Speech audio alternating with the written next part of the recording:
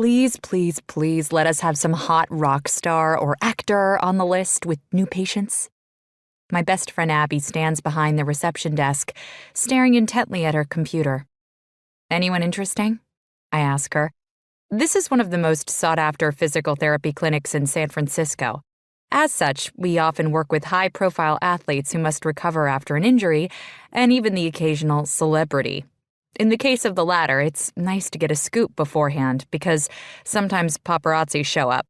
While Abby surveys the list on her computer, I make a mental note to stop at Target on the way home and buy a box of cheese crackers for my grandmother. No matter how bad a day she's having, they always make her happy. Because she has Alzheimer's, most of her days are bad lately. Watching the strong woman who raised me slowly fading away is excruciating. Nah, Abby shakes her head in disappointment. We've had a dry spell with celebrities lately, just more businessmen. I grin. Ah, yes. We also get the assorted businessmen who decide all of a sudden that their lifestyle is too sedentary and they have to incorporate training into their routine. They sometimes overdo it, which is a recipe for injury. Look at this one, she says with a laugh. Went skydiving and screwed up the landing. I cover my mouth with my hand. That's not funny, Abby. He could have been seriously injured, I know, but he wasn't. I mean, he needs therapy, but his ligament injury isn't too bad. I can't help laughing when a hothead decides to be adventurous and then screws it up.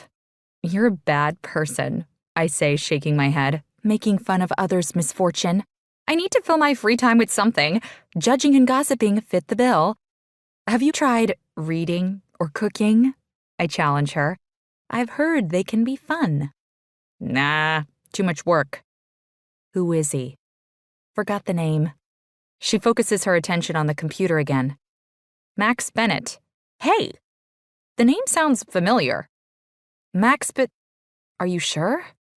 I ask, my heart suddenly doing a somersault. The name is not exactly uncommon, but still. Yeah. What's his date of birth? As Abby rattles off the date, I grin because it's him. Two different people sharing a name and a birthday would be too big of a coincidence. He's my Max. Come on, I told you about him. I admonish her when she raises an eyebrow. My neighbor when I was a kid. Oh, I remember now, Abby replies. He was so much more than my neighbor. He was my best friend after Mom died, and I absolutely adored him. I haven't seen him in 15 years, though, which is about 15 years too long. Can you assign him to me? Your schedule is already full. Can you shift one of my other patients to someone else? You could do that for your best friend. I bat my eyelashes at her, certain I look absolutely ridiculous. Fine, I'll see how I can shift things and let you know. Thank you. See you tomorrow.